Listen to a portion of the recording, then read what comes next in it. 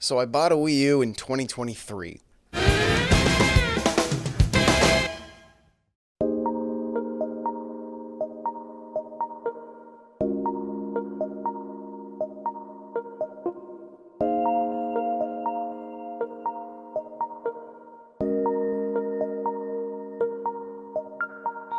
Hey everybody, and welcome back to another episode of KotBox. So, as I mentioned, I just recently bought a Wii U. A lot of things led to this decision, but before I get into the details of the experience of playing it now in 2023, I thought I would go through a bit of my history with the system.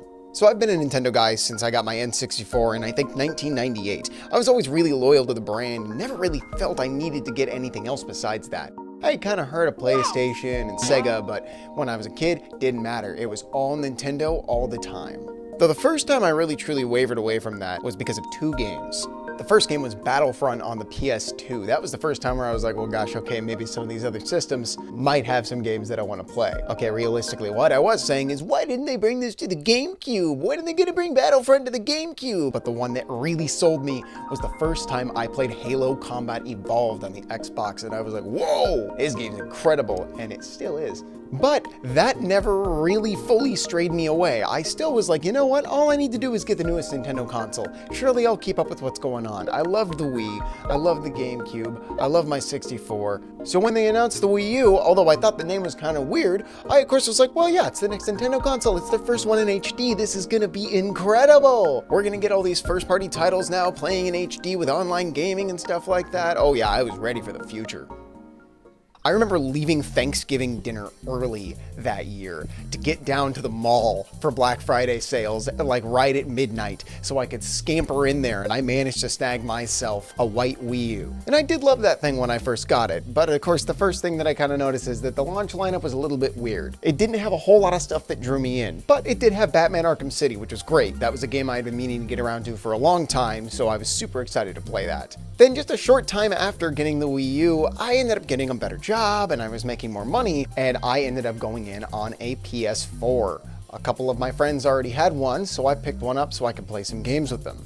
And that quickly became my main system. That's how I was playing everything. I was playing through Uncharted, I was playing Grand Theft Auto, I was playing Call of Duty, I was sucked in and I was sitting there and I totally bought into the narrative of, oh man, the Wii U was such a failure. It doesn't matter, that system was just a total knock. And I just joined on the hate wagon that everybody was doing. Well, I had one sitting in my home. What was the final nail in the coffin for me is when I traded in my Wii U to get an Xbox One, and I loved my Xbox One. It had all the stuff I wanted to play on it. It had Halo, it had Banjo, it had Minecraft. I was just loving it to death. So between my PlayStation and my Xbox, I didn't feel a need to be part of the Nintendo hype anymore. And to be fair, there wasn't a whole lot of games that they were launching on the Wii U that really captured my attention at the time. The struggle of the Wii U is a little bit of a difficult one because most of it kind of falls to a bit of poor planning and just marketing that kind of fell through with how they went about it. I think Nintendo kind of struggled to really get the message across of how different it really was from the Wii because they were so afraid of people going, well, that's not a Wii, I don't want it. So they kind of overcorrected in the other direction and went, don't worry, it's still a Wii, just a better one. Either way, it was a struggle for the port system. Going forward from that point, my main relationship with Nintendo was retro gaming. I would go back and play like the old Mario parties or, you know, some N64 with some friends when we got together. That was kind of most of the time that I would engage with Nintendo at that point. I'd kind of fallen off. I was even so disconnected from Nintendo that I didn't even get a Switch at launch. I watched the announcement, I was excited. I was excited there was a new Zelda game, but I didn't bother to get one. I had a couple friends who did, but I just didn't. And that was the first time I had ever missed a Nintendo console at launch, which is saying a lot. And then especially when I did get my Switch, man, I was just ragging on that thing to death. It was the easiest joke to make in the world because the Switch was such an incredible system. The only brief period of time where I engaged with the Wii U again was after Smash Bros. Ultimate was announced because we were playing a lot of Smash 4 leading up to the hype of Ultimate. So of course, once Ultimate came out, we immediately packaged the Wii U up and put it away. So what brought me back around to buy a Wii U in 2023? Well, funny enough, it's because I was setting up my Wii. I had been playing it a little while back and wanted to pull it out and play some games again, but when I put the disc in, the reader was just so loud and it was having reading issues, it was struggling, the port system was just not doing well. And I was thinking about how I wanted to fix it, if I wanted to figure out how to do the cleaning for it, or if there was a part that needed replacement. And I'd also considered getting one of the HDMI converters for the video output on the Wii, because I thought that would be kind of nice and more convenient. convenient to be able to hook it up through HDMI. And while mulling all over this and trying to figure out the time and the skill and the pricing, a little light bulb went off my head and I was like, well, man, if you want to hook up something that plays Wii games to an HDMI, you should just get a Wii U. And plus, there's probably a few games on there I'd want to get. That and something that really pushed me over the edge was realizing that they had DS games on the Virtual Console, which I was really interested in experiencing in sort of a sit down and play on the couch experience. The most important thing that really made me pull the trigger was I realized that the Wii U was the only original Nintendo console that I didn't have. I have everything else, from the NES all the way up to the Switch, but I didn't have a Wii U. So that was it. It was settled. I scoured about looking for pricing and plans, went to my local game store, and ended up picking up this guy. He is an 8GB white Wii U. A lovely little system. I love the look that it has. I find that the system itself is not quite as interesting or appealing as, say, the Wii or especially something like the GameCube, but I don't think there's anything offensive about it. I managed to pick up the system, a game, and a controller for around 160 bucks, which I'm sure I could probably get it for a better deal if I looked around somewhere else, but I was pretty satisfied with what I got. So I got home, set it up, got ready, and then realized that the gamepad was dead and they had not given me the charger. So I went back down, got back in the car, went back to the retro store, picked up the cable, came back again, and then there we go. Okay, all right, time to set up my Wii U.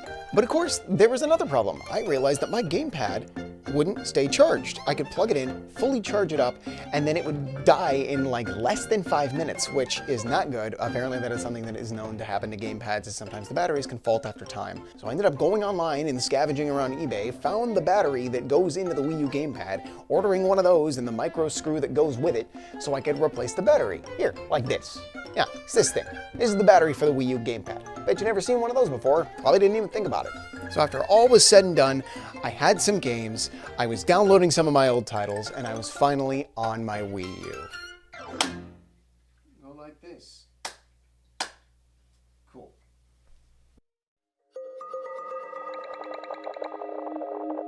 The menu has so much charm. It is very clearly part of the Wii family.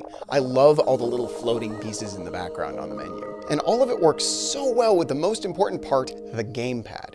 For its size, it's shockingly comfortable, especially since I have pretty large hands. And the small details on this thing really give it a lot of charm. I mean, look at this thing. It looks straight out of the early 2010s. It's got that touchscreen tablet thing. It's got a camera. It's got a TV remote button, which is pretty cool, all things considered, but this is so, like, of its time of an all-in-one device. And while it's kind of weird, I do respect them for trying. I always loved how you could see all the Mii's on either screen when you're looking at the menu, so you can kind of see people talking and posting on Miiverse. Oh man, I miss Miiverse. It's too bad that it's never gonna come back. I'll never know what that guy thinks about the water in Mario Odyssey. It's nice having all these icons there so you can see all your games and see all those things. And if you want to, you can add folders. Do you hear that, Nintendo? You can add folders. Do you hear that, Nintendo Switch? This system has folders. You can even change the color of them, which I think is kind of neat. One big downside though is the storage. They only released 2 versions of this console, and the white one is only at 8GB. Yikes, that is small. And even their deluxe version, which cost a little bit more on launch, the black version of the Wii U, came only with 32GB. To be fair, a lot of games from Nintendo at that point weren't super huge, but if you wanted to download more than a couple digital titles, you were totally out of luck. The good news is you can get just about any USB or external hard drive and format it to work as extended storage. I ended up picking up a 128GB one so I can actually fit some titles on this system. Making Mii's on this thing is also incredibly fun, especially with the camera option, mostly because it works terribly. You could even do a video call through the Wii U chat system, which was wild, although unfortunately isn't working anymore, so no phone calls for me.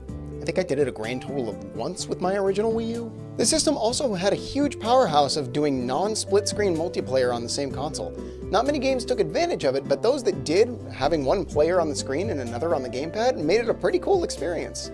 Not to mention the general ability to play most games just on the gamepad. Being able to move the game off the main screen and bring it with you was a pretty novel experience back then, even if you could barely make it into the other room before the connection was lost. It's very easy to see Nintendo was already thinking about the concepts that would lead to the Nintendo Switch. A lot of what the Switch brings to the table is just iterating on something that seems more of like a tech demo with the Wii U. Oh, by the way, did I mention that this thing has an entire Wii in it? And not just to play the games, but the menu too. It's an entire Wii. It also means that the Wii has an HDMI hookup. Now, to be fair, it's not really that much higher quality, it's still outputting in its same resolution, but it is an easy way to hook up Wii games to a modern television. So it may not be the highest quality, but I do love the ease of access. And on top of having a whole Wii in here, you could also just use Wii remotes with a lot of Wii U games. That was a really smart move considering just about everybody and their grandmother had a Wii. So not only having a new console, but most likely an entire stack of controllers already good to go was a great idea. But thankfully, for those who wanted a more traditional controller experience, they released the Pro Controller. I forgot how much I love this thing.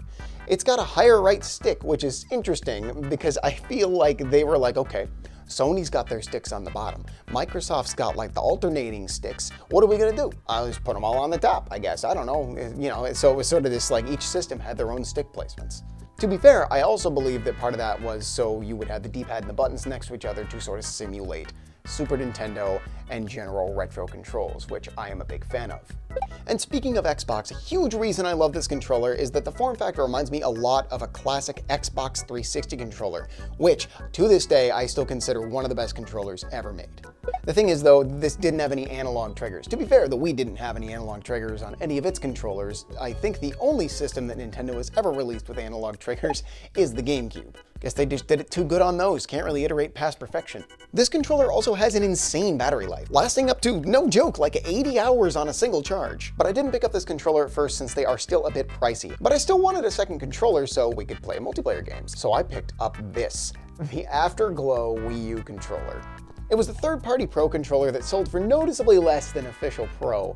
I'm sure that we're used to seeing these type of things from assorted game systems, especially back in the early 2010s. How is this system already over a decade old? I picked this up for a few reasons. The main one being, it was only $5 at the store I bought my Wii U from, so that was an easy get. The other reason is that, funny enough, I had this exact controller back when I had my original Wii U. For a budget controller, I think it does just fine. The button placements don't feel perfect, but overall I think it's decently comfortable. My biggest issue with it though is that it tries to emulate analog triggers, which for a system that does not support that just feels strange. However, a big plus for me is one of the main selling points of this controller. This little button here, when you press it, the controller lights up. It is nothing but a novelty, but I love it. The most important thing about all this though is the games library. I started by checking my eShop purchases and promptly re-downloading everything that I had. It was time to stock up since the eShop was going down in March. I bought the system just slightly before the cutoff, so I made a few purchases. Good news though for anyone who gets a Wii U now, that even if you can't purchase anything new on the eShop, you could still re-download the games you've already purchased. At least as of this video, you still can. One good news about Wii U games though is their library of physical games are still a little bit cheaper thanks to the fact that they're not big on the market yet and that there's a lot of games that were ported over and upgraded for the Switch. We'll get to my digital titles in a little bit, but first I want to walk you through all the physical games that I have right now. Let's go take a look at the collection. So the first game that I picked up was Hyrule Warriors. This is a great game. It's one that I bought on my original Wii U back in the day, but I didn't really ever get around to playing very much of it. I always thought it was super fun though. It's a really good hack and slash sort of style game that is just a lovely version of the Dynasty Warriors series. The best part about it is I got this game for about $8, which I think is a pretty good deal for a game like this. It's probably because it's on the Switch, and it was a pretty widely produced game, so there's probably plenty of copies sitting around. The next game is probably my favorite one that I have on the system so far, and that's Donkey Kong Country Tropical Freeze. So I am a huge Donkey Kong fan. I have been for a very long time. Big fan of the Country series, DK64. This is an interesting one because this is the last mainline Donkey Kong game we've ever gotten in the series. The only thing we've had since then is the Switch port of this exact game, albeit with Funky Kong in it. But this is one of the finest, if not the finest games you can get on the Wii U. It is an incredible 2D platformer. I love it to death. Although I'm sure most of you have heard about it at this point, and I'm hoping that we have another new Donkey Kong on the way soon. This franchise is so wonderful. And it was also the comeback of some of my favorite characters like Dixie Kong. I really loved how they implemented a lot of the Kongs in this one with being able to use different moves depending on who you had with you, whether it was Diddy or Dixie or Cranky, and the way the levels are laid out, it's a good challenge. These are the kind of levels where when you play them, they may be difficult, but when you fail, it feels like it's your fault and you're just using that to get better at the game. I also want to take this opportunity to point out one of my weirdly favorite things about Wii U games, and that is the weird rounded edge that the discs have. It's smooth. It's such a weird detail, but I've always loved that about Wii U games, that they have this sort of strange rounded edge to it. Next is Nintendo Land. I think this is a must-have for any Wii U owner, mostly because, one, you can find it for a pretty good price if you look around, and on top of that, it is a perfect example of what the gamepad was intended to do. To be fair, I think that this should have been a pack-in game like Wii Sports, but at the end of the day, whatever, you know, it is what it is. I think it would help push the system a little bit more, but it is a great title that shows off what the gamepad could do, what asymmetric gameplay can do for this system with up to 5 players, and it's one I would still have people over and play today. I would love to see Nintendo take another crack at a game like this. Obviously, you can't do it quite the same due to the way the Switch is, but 1-2 Switch was lacking in the ways that Nintendo Land was thriving. Moving on to the next one. So this one was a very specific pickup. It's Call of Duty Ghosts. Now, I'm not a big Call of Duty guy. I played a little bit of Black Ops 3 when it came out, and a tiny bit of, like, zombies on some of the other games and stuff like that. Part of the reason I wanted this is just mostly for the novelty of what it is. It is a Call of Duty game, a full-fledged Call of Duty game on the Wii U, and that is so strange. At some point, I want to get a copy of Black Ops 2 on the Wii U as well, because I hear that there are people that are still playing online on that, which is insane. I haven't been able to find a match yet on Call of Duty Ghosts. I have a feeling the servers might be down, which wouldn't shock me because I never hear about this game at all. Wasn't this the one where they were like, oh, look at the fish, look how HD the fish are? This is the kind of thing where I have it purely so when someone walks in my home, they go, is that a Call of Duty on the Wii U? And I can go, yes. Yes, it is. All right. This is basically a required game if you own a Wii U because you can find it just about anywhere. It is New Super Mario Bros. U. I got the version that has New Super Luigi U included on it because that's actually most of the reason I bought this. I have beaten this game at least like 2 or 3 times. It's a good title. It's a fun game. It's well made. And I'm sure as many of you feel, it's just that by the time this came out, we were so tired of the new Super Mario Bros. Format that it didn't feel fresh. It didn't feel innovative. It just felt like more of the same. And what it's more of is good. It's just that it's still the same. And of course, somehow they still managed to toss it out on the Switch in a $60 version of the game, but that's a conversation for another time. What I do want to point out about this, though, is when I bought this, it was in a white case instead of a standard blue Wii U one. And I was like, well, shoot, I want them all to be blue. You know, it's a Wii U game. And I couldn't figure out, like, I didn't know where I would look for finding a replacement case. Maybe I would just buy another Wii U game and swap it out, but then I'd have that deficit problem again. Maybe I could find a blank case somewhere. Either way, I hadn't figured it out yet, but what ended up coming in handy is it turns out that the movie Goldmember, Austin Powers Goldmember, comes in this blue case. So the case that you are seeing on my copy of Mario U right now, this blue case, is originally my Austin Powers Goldmember DVD case. And I think that is incredibly funny. So here's the white box that Mario U originally came in. This is a DVD I've had forever. I bought it when the movie came out, which was, in 2002. Man, this has been out for a while. I was just kind of sitting there trying to figure out what to do about it, and we recently rearranged a little bit of our home, and I was moving the movie shelf. I saw the Goldmember case, and I was like, oh my gosh, that's the same color. So I swapped it out, and I think it looks great. Like, if you walked in, well, aside from that, I was going to say that it would be indistinguishable from a DVD case, aside from the fact that there's a DVD sticker for Goldmember on there. But I think that that's a pretty funny little situation there that kind of came out to my benefit. Okay, enough of that.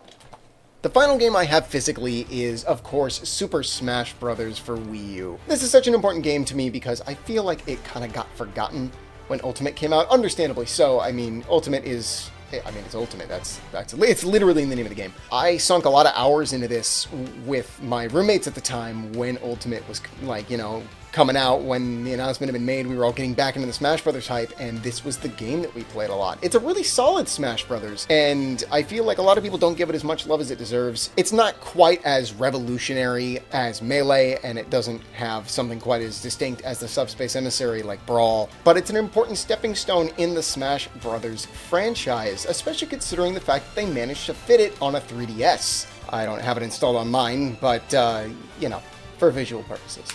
But that made this game such a standout title because you could, like, play on your 3DS and on the Wii U at the same time with your friends. You had that mode where you could hook this up and use it as a controller on the Wii U for this game, which is absurd to me that that was a concept. I think it's cool in thought, maybe in execution not so much, but I think this is an important piece for anybody to have in their Wii U collection because this game is just a lot of fun. It gets overshadowed in every way by Ultimate, but for the fact that you can find it for a pretty good price, I think I paid maybe around like $9 for it. I think that's well worth the price. All right, and that's all of my physical games for now. I intend on expanding my collection. My next one that I want to grab is Breath of the Wild. We'll see if that happens. We'll see what comes next. It depends on what I find while I'm sitting around. But I'm really happy with the collection that I have going so far, and I'm excited to find more. I'd say now is definitely the time to snag Wii U games before they hit big prices. The fact that you could still get some of these for a good deal is definitely worth your time. This whole system is still a little underrated and worth the investment. You may notice that my background is different, and that is because it is a custom theme that I installed since I modded my Wii U. Yeah, as it turns out, this system is incredibly easy to mod if you follow the right instructions. All you need is some storage and an SD card, and thanks to this, I was able to install an eShop replacement app that allows me to download any title that was previously available on the eShop. So of course I use this to beef up my digital library, especially in the virtual console department. I don't intend on going through my entire library, but I'll touch on some of the games and experiences of playing them on this system. The first ones I want to focus on are Mario Kart DS and Mario 64 DS. I really love the novelty of being able to play DS games on my TV. I'm pretty shocked by how decent they look, even when they're blown up on the big screen.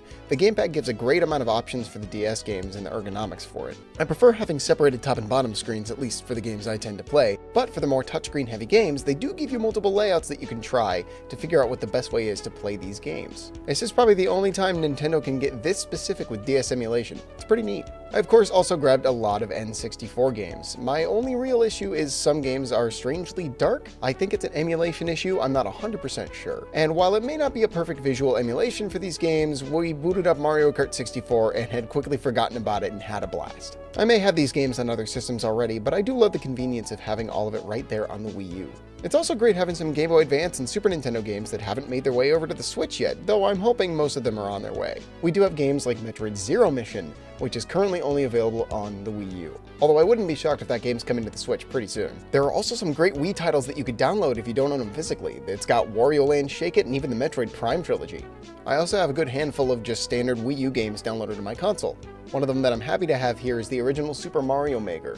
I loved this game when it came out and spent a lot of time creating levels and having a lot of fun playing the ones that were uploaded. Although sadly with the network shutting down in 2024, it's a little bit of a bummer because I don't know if I'm going to ever get to play these levels again. Guess I should get some time in on it now. And man, the Wii U is an incredible Zelda machine. Between the Virtual Console and the HD ports, you can play every single mainline Zelda game on this console, aside from Tears of the Kingdom, of course. And yeah, I think that's because we forget that Breath of the Wild was originally a Wii U game. It was shown off as a Wii U game. It was released on the Wii U the same day that the Switch launched, so a lot of people kind of forgot about it. That's right, arguably the flagship title on the Nintendo Switch has a totally functional and lovingly made version for the Wii U. I considered getting the digital version of it, but I'd much rather wait and nab myself a physical copy. It was such an important turning point for Nintendo, and it deserves to be treated as such. Plus, I love the novelty of having a game like this on my shelf. The final title I ever purchased on the eShop was Twilight Princess HD. This game was one of the biggest reasons I wanted to get a Wii U. I had been hunting around for a GameCube copy of this for a while, and holy heck do these get expensive! I didn't want to play on the Wii version because it's got the waggle, and that's personally just not my thing. I really wanted to snag this game since this was one of the Zelda games that I have never touched before. I love Breath of the Wild, but I was itching to play some classic dungeon-style Zelda. I'm only just getting into the game so far. I just finished freeing the light spirits from the Twilight Realm, and I'm headed to the temple in Lake Hylia. I've loved the experience so far, and I have a feeling this game will end up at the top of my list when it comes to favorite Zelda games. For all the great things the Wii U did, it was overshadowed by some impressively terrible marketing, leading this to become their least successful home console ever, selling around 8 million less than the GameCube and a whopping 87 million below the Wii. Though that's not to say all the marketing was amiss. I do think back fondly to the early days of Nintendo Directs when Reggie Fils-Aimé and the late, great Satoru Iwata were still around. Both of them are absolute legends who played a huge part in keeping the energy and the fun going during the tough time for Nintendo. So would I recommend getting a Wii U in 2023? Absolutely! It has a pretty great library of games, and with the retro market being as fickle as it is, now is the time to jump in. The games and the systems are still decently affordable, and I worry that it won't be like that for too long. Plus, if you decide to mod your system, there's access to a brilliant amount of digital titles and virtual console ports. Not to mention again, this thing has an entire Wii in it, so that opens up that whole back catalog to you. Plus, if you ever wanted to mod a Wii, you can mod the Wii inside of the Wii U. I can't stress enough how cool that is. The Switch was such a huge saving grace for Nintendo, and I was happy to move on from this system at the time. I think many of us were, and understandably so. But now, as the Switch is entering its final years, it makes it a lot easier to look past the struggles of the system and enjoy all the charm the Wii U has to offer. I'm quite excited to have this console to collect for. And I consider this a special one, since after picking this up, I will now own every Nintendo console from the NES all the way to the Switch. It feels like the final piece of a massive puzzle. Now, the most important question is, what is your relationship to the Wii U? Were you over and done with it when it came out, or are you a diehard defender? Let me know down in the comments. I'm excited to find out. Thank you so much for watching this episode of KotBox, and we will see you next time.